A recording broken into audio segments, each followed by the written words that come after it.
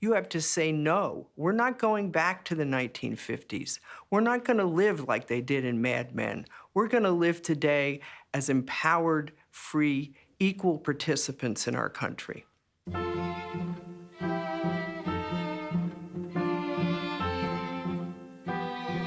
I guess in some kind of way, I just broke right out of the mold. My family was, ironically, all Republican. And were so flabbergasted that I became a Democrat when I turned 21 and wanted to do anything in politics. I moved to Washington and started working at the National Women's Political Caucus in the late 1970s. And what we heard is a very similar story.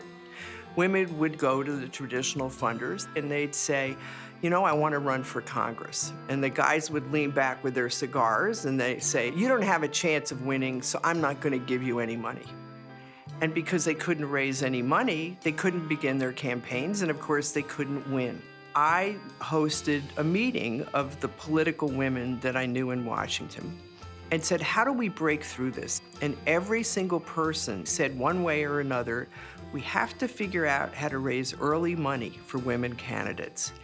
And then maybe the old boys would finally believe the woman could actually win.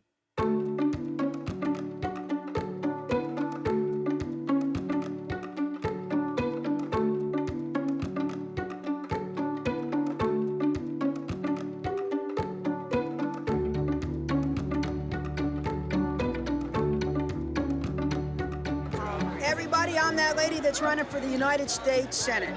When elected, I'll be the first Democratic woman ever elected in her own right.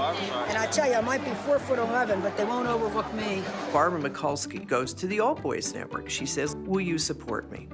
And they say to her, you're not going to be able to raise any money. Women can never raise money, and you're going to lose. And little old Emily's List that had just began sent out our first candidate mailing, and when that first public report came out, Barbara Mikulski had raised as much as the congressman. Now, the old boys look at it and say, oh my goodness, she can raise money. We better get behind her.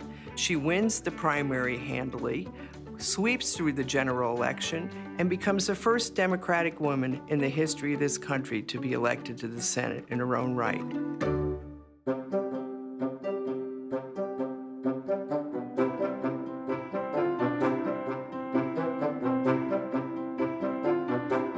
In 1991, Anita Hill came forward and said that Judge Thomas had sexually harassed her when she worked for him. The Senate Judiciary Committee held a hearing, and 14 white men basically went after Anita Hill. They attacked her and said horrible things about her. And working women said, where are the women on that committee that understand what it is to be a woman in the workplace and be sexually harassed? All of a sudden, we started getting inquiries, checks, contributions, telephone calls from women across the country, and it turned Emily's List into one of the most powerful political organizations in the country.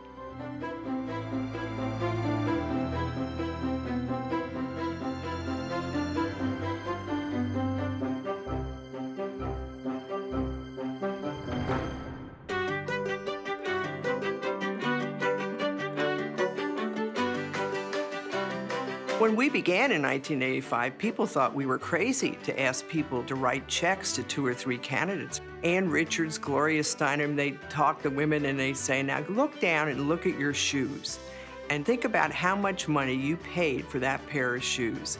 Isn't it worth it to you to spend that same amount of money to be represented in Congress? A lot of younger women now are thinking, wow, the world is not working the way it should be, and they should go out and help change it. You got to get involved. You got to help us elect women who are going to fight back. When we see our women serving in office, when we see them leading the country, we can know that we're going to live as empowered, free, equal participants in our country.